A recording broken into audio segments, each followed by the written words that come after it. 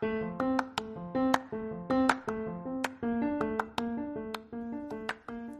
there subjects like race that you just simply avoid talking about because you're afraid you're going to mess it up? Well, we are having that uncomfortable conversation. Elaine shared with me that when you feel that anxiety creeping up within inside you, it means you're alive and that you care. So please, stick around and enjoy the show.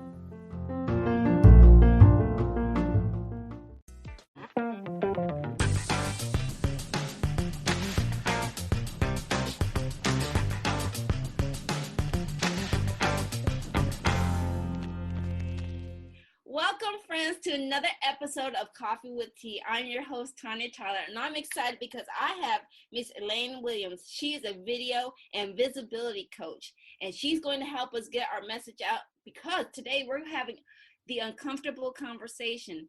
So, Miss Elaine, tell us, what is a video and visibility coach? Okay, well, hi, Tanya. Thank you so much for having me. Can I call you T? Yes, is that okay? yes. Okay. I have a friend who's a Dr. Denise Dennis, so I just call her D because I'm like, that is too, I can't. So, well, it's funny because I think like so many, you've shared a little bit of your story, how you've evolved. And I thought I was going to be a speaker coach because that's what I've done for 15 years and I've been performing my whole life. And then I realized that's when Facebook Live was coming out, people were like even more scared of live video because it's like, And then what I came to realize as I worked with more and more people, that everybody has what I call a visibility block. We all have our comfort zones. But, if Oprah called and said, can you be on my thing tomorrow? I would be freaked. Most of us would be like, oh my God, right? So whenever you get to the next level, that's when imposter syndrome shows up again too, right? And I'm sorry about the bird. He was underlining what I just said. Make sure you heard that. Never a dull moment with video, right? But so what I realized is I was teaching camera skills 101. Here's the warm-ups, here's the lighting, the angle. But most people have an inner block, and I think it's part of our DNA.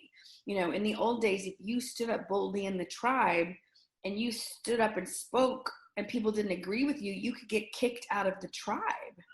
And Right. We've had various forms of that, and unfortunately still do. And so I think that's one reason people have that fear of speaking in public. There is a vulnerability. And, I've been performing my whole life, and yet sometimes after I've been giving and teaching, I'll have that feeling of like, because I don't get the applause like when I'm doing comedy, right? So it's that feeling of like, oh my God, I just shared my soul. It can feel really weird. So I help people learn how to deal with that, because I used to go to auditions all the time and you never get response. So you have to learn how to create closure for yourself.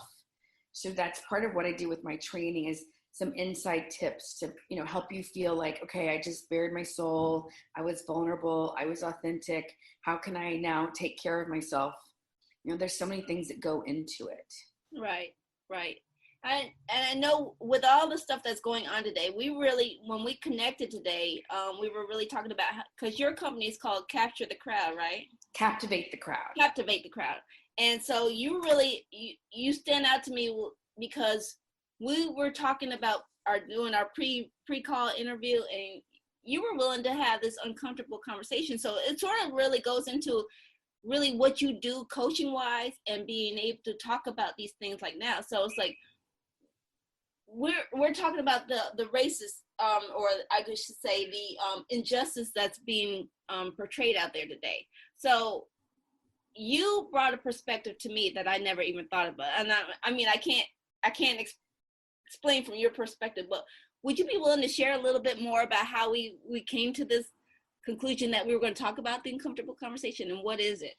Absolutely, and thank you so much, for having me and for being a safe space, because I preach be authentic, be vulnerable, and it takes courage. And I keep like hoping for a magic pill that I'm just going to get to a place where I taught a workshop yesterday and I was so nervous. But I always tell my students, it means you're alive. It means you care. nobody died from being too nervous. You know, maybe you'll eat some potato chips or something, but yeah, I mean, I'm the kind of person, I'm coming up on 20 years of sobriety, and I have learned, I have a special gift for talking. I had eating disorders, drug, alcohol, and I was also a sexual assault victim, survivor. And so those are heavy topics. And I feel like I was put on the planet to have these experiences so that I could heal myself. And because I'm such a strong person, because of what I went through with my childhood and my family, that because I could share my story, I could hopefully then help others to heal their lives. Because, you know, the stats are crazy. 1 out of every 3 women are assaulted, 1 out of every 6 men, and they don't talk about it. So anyway, so I've always been interested in having challenging conversations. And I'm a white girl from Texas. I have spent a lifetime trying to prove that I'm not racist. I've dated men of color. I was engaged to a guy from Guatemala, and he was a mix of, you know, and I'm in the theater. One reason I love theater is because there's always sort of a big gang of misfits, right, and all different races, at least the theater I've participated in. And when because of everything that's happening, he said yes. He said, like, go for it. And so what I've been bumping up against is, you know, I've been feeling a lot of shame this summer, and I've had moments where I'm having memories of when I wish I had been kinder, or times when I wish I had reached out more, whether it was in college, my speaking stuff, or with friends. I have been in many situations where I was the only white girl. Like, I was in a dance company and I was like the worst dancer, but they were desperate, and it was modern, and I loved it. I learned so much, and I was like the white girl who like was so stiff, and they accepted me and loved on me. And working in restaurants, I've always had friends of color, and I was always like trying to teach people English so that they could get a better job and make more money. So that's a part of who I am. And this summer I've really bumped up against, my life is still pretty white. And that I never realized that I had privilege. And there's a part of me that's like, I feel ashamed that I've been this ignorant. Right. And so I'm trying to share my story in hopes that it will inspire other white women to take action. And I love it. Like, I'm in like 3 different book groups. We're having conversations, we're having panelings. It's Black women, white women. We're having all different kinds of things. People are doing conversations in synagogues in Long Island. My sister works for a very conservative law firm in Dallas. She has been desperately trying to bring diversity to this place for years. They're having a whole online discussion thing, which may not sound like, you know, if you've been dealing with this, you may be like, who cares? But I feel like it's a huge start. And so I also want to hopefully model that as we educate ourselves, as we have these discussions, we also stay in action, whatever that means. Like, I'm not going to the protest because I'm so busy, and I work with people who are elderly, and I just need to honor that. But I'm signing petitions. I'm spreading information. I'm trying to have as many conversations as possible, because I think that is how we change things, T, you know? Right. The average, I can't speak for everybody, but I think I grew up middle class. We didn't have money. We didn't. But we never really talked about race. I went to a very mixed high school in Dallas, and everything's very segregated. And even though Austin, I lived there for 10 years, very cool city, very segregated. And to me, that's one of the horrific and opportunities to shift this. Like, Austin has this magical reputation as this really cool place, yet it is one of the most segregated cities in America. And I've heard that is the case for several other places. So and I've also been present to like the loss, the Black voices we haven't heard, the art that one reason I moved to New York is I want to be around all different people. I love the subway where you're sitting next to like a Hasidic guy, a chick from Puerto Rico, like you're smashed up. I went to AA meetings. I'd sit next to the CEO and a homeless person. Like, I love that. And that was one of the reasons I wanted to move up here, for that diversity. Right. And I realized I could have been doing a lot more, you know. I'm like, I came late to the party, but I'm here. Right. And you know, and what I'm hoping is maybe you can help give me some language, because I certainly don't want to offend. And I think it's important to acknowledge, like, I knew my sister and I always talked about, it's hard to not be white. That is just a statement, Well, right? you can't knock it. You are white. I mean, so it's like me saying I can't be black because I'm black, because that's what I am. So Right. I mean, and I'm like, my mom's albino, my dad's a redhead. I'm lucky it didn't come out clear. Like, I'm white. And and and to me, if we can laugh and go, yeah, there's some horrific things, and there's been progress, and there's more. When we can bring laughter to it, we can remember to breathe. Because at the end of the day, we're all on the same team. And maybe that's grandiose or rose-colored glasses, but like, we're on this planet together, and we got to step it up, not just with the racial thing, but with the climate. Or right. our, you know, I don't have kids, but I'm worried about my nieces and nephews. Right. What are they inheriting, right? And so, you know, I want to keep having conversations, because I think that is where things change. And I've been thinking about, you know, I had 3 addictions, whatever, and so I've done a lot of talking about mothers against drunk driving, and how, you know, things happen and we look the other way in society. People used to go, oh yeah, the cops would follow my dad home.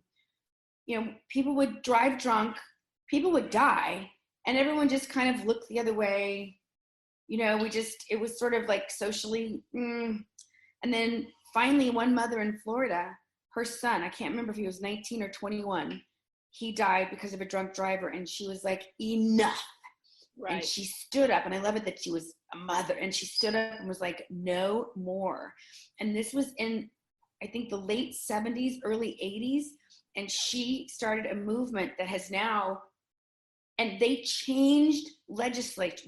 They have changed the culture, what is accepted. It is no longer cool to drive drunk. They have the whole thing about give me your keys and blah, blah, blah. And these women went to work. They had to lobby legislators. They had to, and the liquor lobbies, oh my gosh.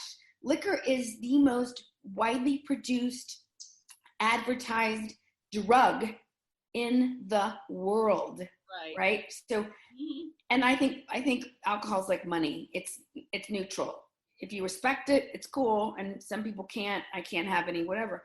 And I get it. Like, some industries, their whole thing is wine, but they change the culture, you know? And so that's what I'm hoping all of these conversations can be like, you know what? No more. Like, there's that book, How to Be an Anti-Racist. And so anyway, I'm kind of coming with a lot of stuff at you today, but that's what I'm hoping. I really, like I said, it's a conversation I probably needed to have, but again, even on my end, it's uncomfortable. You know, you still got to have I mean, not saying you can't express yourself, but a lot of people will tune you out because they don't want to hear that, and something like that, or you don't want to be the Debbie Downer of the or anything like that. So, you know, sometimes you want to say it, but it has to be said, because without awareness and without talking about it, it can't change. So, I mean, thank you for coming on. I really do appreciate you actually forcing me to come out and talk about it as well. So, you know, it's my pleasure. And you know, to me, I'm sorry I relate things to addiction, because that's, you know, I've been speaking on for 20 years, but like, there was all this stigma, right? Yeah. And we had this culture. You know, there was a time when Johnny Carson, Dick Van Dyke, Mary Tyler Moore, they were going to come out and share how AA had saved their life, and that they were sober, because so that people would, you know, the stigma would be lessened. And then the war on drugs came, and all these people went back into the closet. And I think the war on drugs messed so many things up.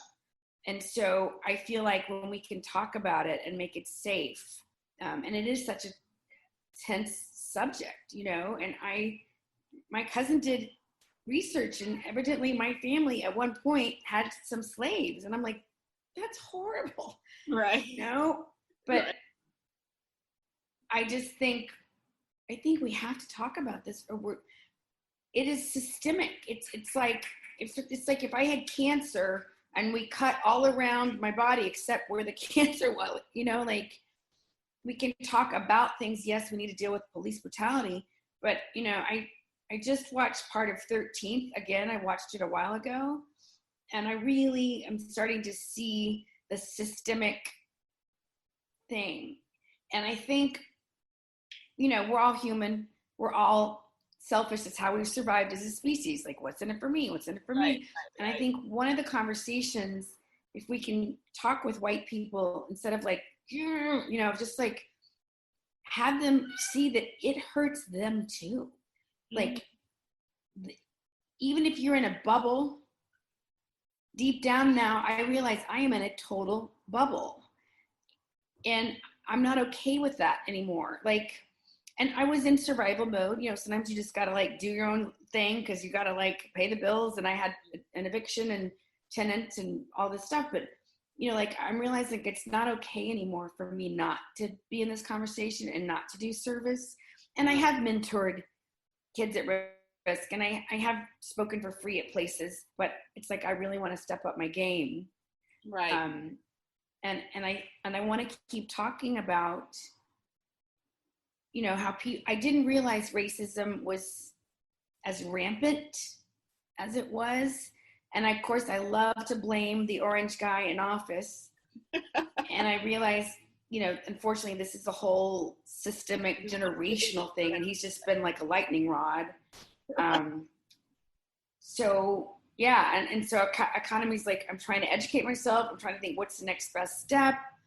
I used to try to call people African American. Now I'm saying Black because I think that's like the better way to do it. Well, yeah, that's what I heard. I even educated myself because like not all people of color are from Africa, so right, it makes sense, Yes. And also I'll share this with you. So one of my dearest friends, David Burton, he was my mentor in Toastmasters. He was a Black man and beautiful spirit inside and out. The first time I saw him speak, I was like, honey, I wanted to throw my panties at you.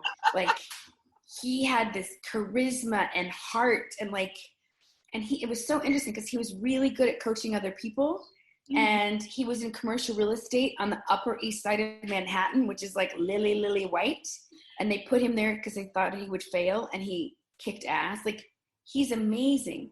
And so he's hired me to help him build his coaching business. And so he's having all these conversations, and he shared with me that his Black friends didn't like him because they said he was too white. He was a Toby. Yeah. And so I really get, like, there's so many layers of stuff here, right? Yes, it is, because I faced that as well, because we can have racism amongst our own people too. So right, and I think from a spiritual point of view, I feel like it's ego, easing God out, right? And it's that other, it's the tribal, and it's the fear. And so when we can choose love and go, what if there's abundance? What if we just need to knock all these systems down and rebuild them from a different conscious place? With all due respect to white men, woo, they have the patriarchy. Holy shit, Jesus. I mean, and I'm very spiritual. And like, I was on a phone call this morning, and my accountability buddy was like, well, what's your relationship with God and what he, and I said, you know what? I can't hear the he. I can't do it. Right. I cannot do it. I love God. I love universe, goddess, power, but I cannot hear Lord and he one more minute. And I bet you,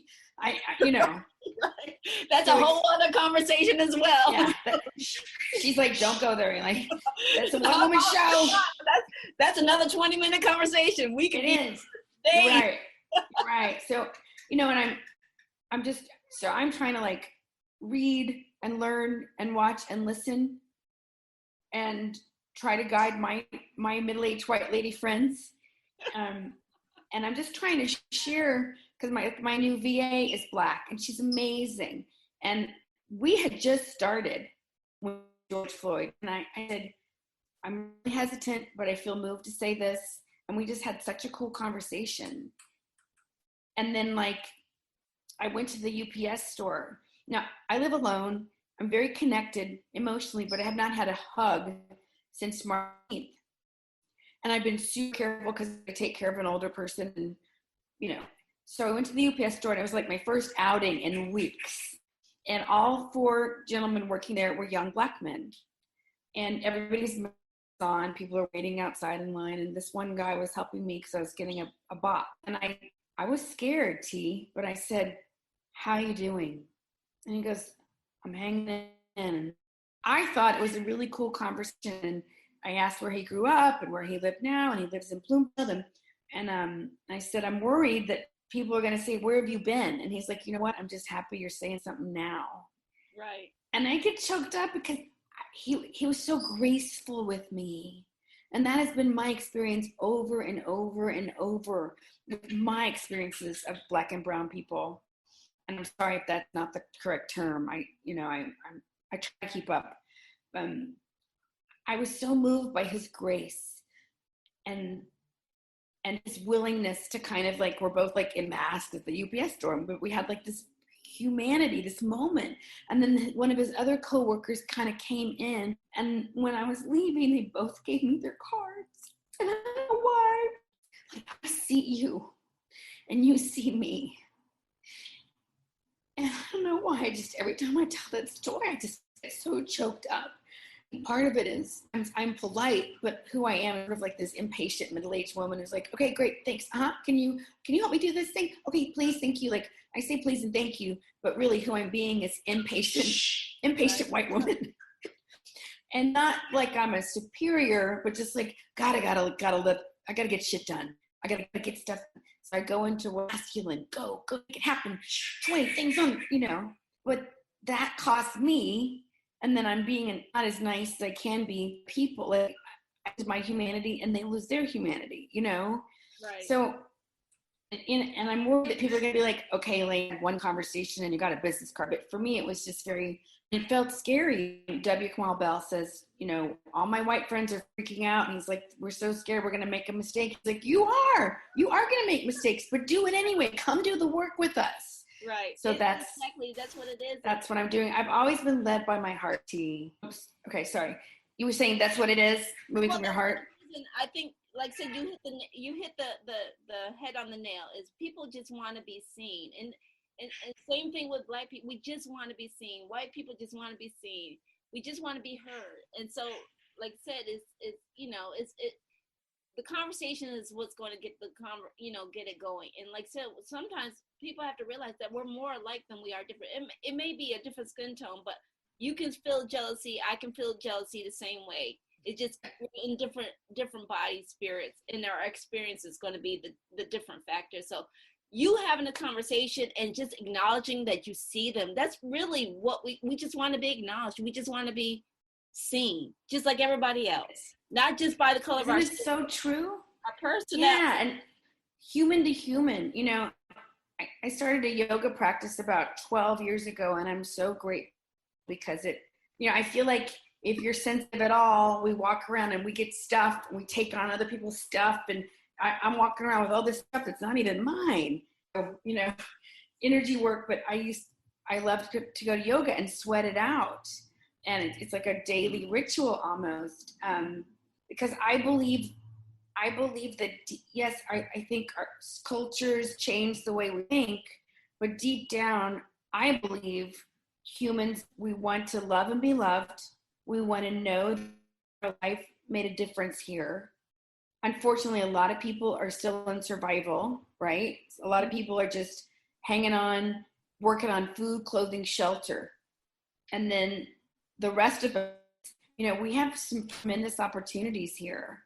And I think the definition of success, I used to think, oh, well, it's a nice house with nice stuff, right, and I'll be able to finally have a dinner party. Like that was I don't need a mansion.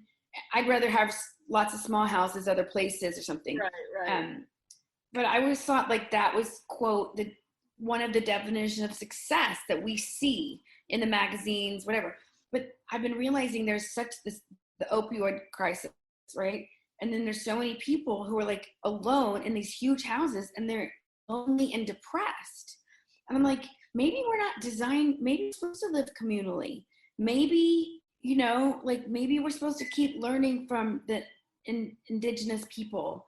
and from other places like in Sweden or Norway, they have a thing where families have their own like bedroom wing and bathroom, but then everybody comes in the kitchen, dining and living. Now, obviously, you'd want to make sure you're with cool people, but like, and it's cheaper. I don't know, like, and because I'm, you know, I have a boyfriend, but we're not going to move in together. So I'm like, I may end up becoming like a Golden Girls house, you know, with other cool women. I mean, I don't know. Who knows? But, you know, right. Who knows? I may be in a yurk or irk or something. So I think I got a track there. It's been a pleasure talking to you. And I really want, before we wrap it up, where can people find more information about you and what you do? Okay, thank you. Thank you for asking. I am so excited, T. I just watched my second episode of my podcast, Still Human. I do teach people about video and how to tell their story. I do free training. So if you come get on my list, I'd love to do that because I'm on a mission. I want to help heal the world with love and laughter. And I need a lot of people to help me. I need a big posse. Right. So I hope that, I feel like I rambled a little bit, but you know, I guess I'm so glad we could at least start this conversation. And it's so great to be reminded that we're more alike than we are different. But at the end of the day, I think we want to make a difference and to love and be loved. Yeah, I want to be seen. Like I said, I just want to be seen. And so that's a really kind of a reason why I created the podcast, because we have stories. We all have stories. You don't have to be famous to have a story, you know? So thank you for coming on and thank you for sharing your story. And so, like I said, we had a little bit of an audio problem, but I will make sure that we have all the links to Elaine and stuff in the comments. So I thank you for being on. I really do appreciate it. Oh, thank you, T. You have such a beautiful smile and energy. And when we get organized, I want you to come on ours for sure. We haven't graduated to guests yet. I would be honored. And I also want to thank for those who checked in. Feedback is always welcome. Email me if you have any guest or show ideas. Links, it will be posted in the comments. And like I said, we had a few audio issues, but we'll get you the information that you need. Please like, share, and subscribe. And remember, take things in stride, go with the flow, and create your own path. And again, thank you, Elaine, for being here. It was an honor. And thank you, T. And everyone who tuned in, thank you for tuning in to this episode of Coffee with T. And we'll see you back here next time. All right. Have a great day. Share with us. What was one of your takeaways from today's show? Post your answers in the comments.